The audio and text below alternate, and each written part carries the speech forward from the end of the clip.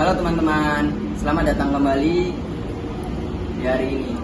Hari ini kita akan membahas konsep yang sangat menarik dan sangat dekat dengan kehidupan kita sehari-hari, yaitu epistemologi sosial common sense. Apa sih? Apa itu epistemologi sosial?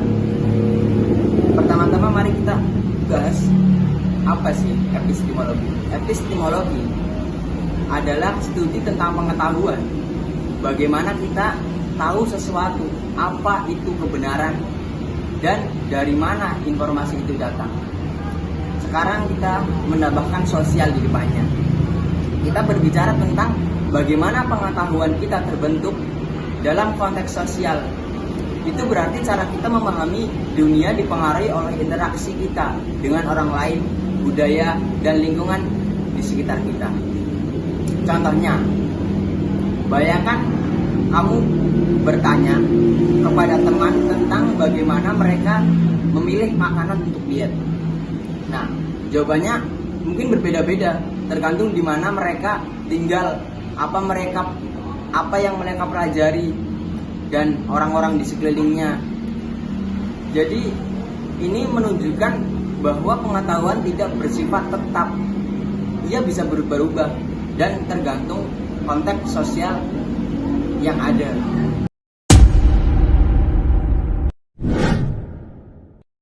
Selanjutnya saya akan menjelaskan tentang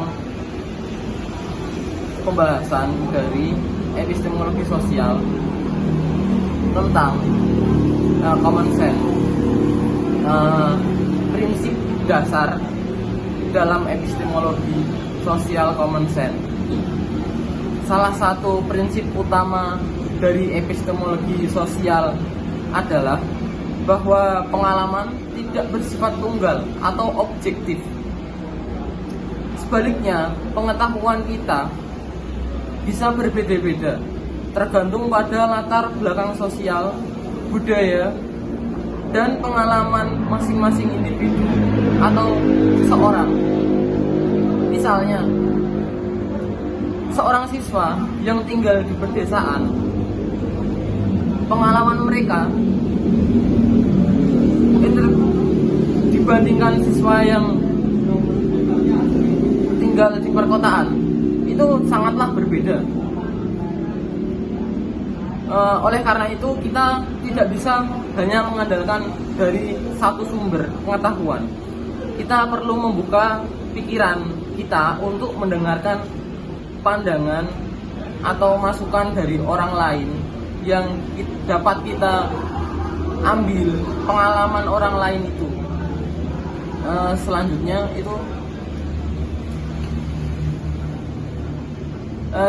itu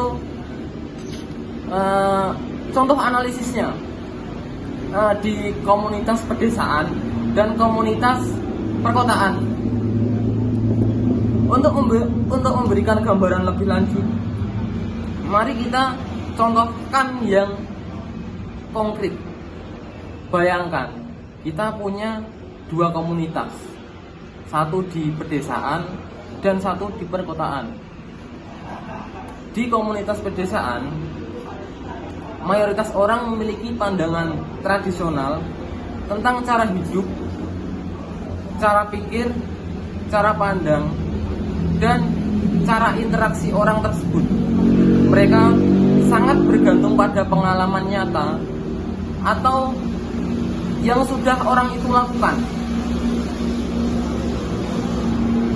Misalnya, jika seorang di desa itu mengatakan bahwa menanam padi di musim hujan itu baik, banyak orang atau masyarakat itu mempercayainya karena itu berdasarkan pengalaman masyarakat itu atau orang yang sudah mengalaminya untuk menanam padi itu sendiri. Tapi sebaliknya, di komunitas perkotaan, masyarakat lebih terpapar dengan informasi atau sumber dari berbagai internet, media sosial, pendidikan formal, atau dari sumber informasi lainnya.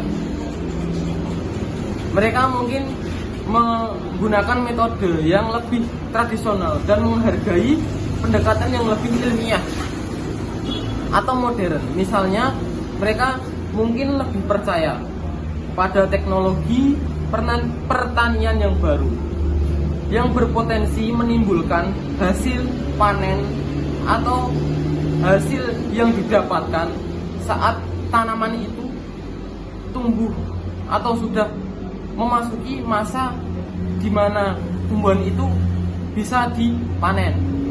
Dari sini kita dapat melihat bagaimana orang di sekitar kita mengkonstruksikan pengalaman mereka bergantung pada konteks sosial.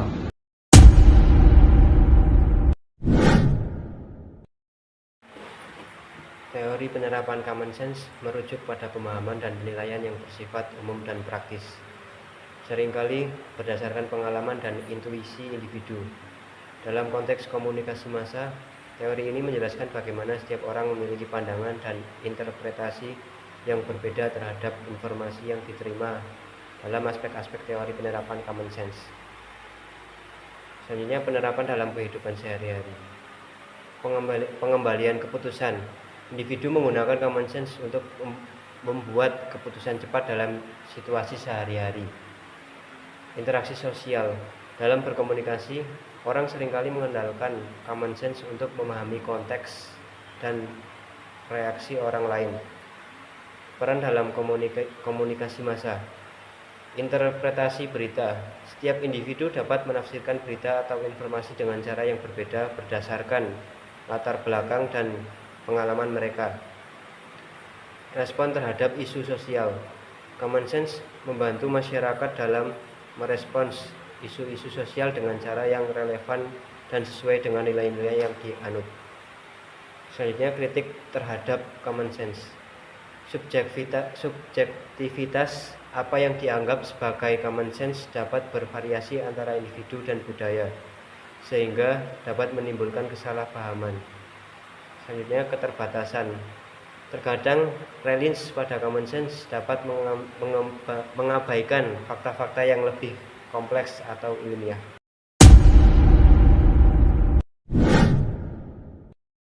Oke, sekarang mari kita lihat dua cara utama pengetahuan kita terbentuk, yaitu pengalaman dan interaksi. Untuk pengalaman, ketika kita menjalani sesuatu, kita mengumpulkan informasi dan belajar dari situ. Nah, misalnya jika kamu pergi ke suatu tempat baru dan mengalami budaya baru yang berbeda, nah, pengalaman itu akan membentuk cara pandangmu tentang dunia. Jadi, melihat pengalaman-pengalaman yang baru. Jadi, disitulah pengetahuan bisa terbentuk. Nah, yang kedua adalah interaksi. Nah, interaksi ini seringkali berbagai opini dan argumen dengan keluarga. Misalnya dengan keluarga atau rekan kerja. Jadi contohnya ketika kita akan membahas film. Nah, jadi di dalam film ini tuh berbagai pandangan yang dibagikan dan membantu untuk membangun pemahaman yang lebih kaya tentang film itu. Jadi bukan dari aku aja, tapi dari keluarga atau teman, rekan kerja. Jadi itu untuk melihat kita berbagai pandangan atau interaksi-interaksi dari lingkungan sosial.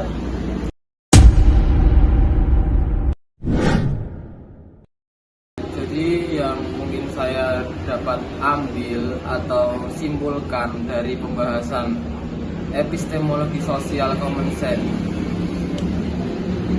itu pengalaman atau interaksi sosial itu tidak menjamin kita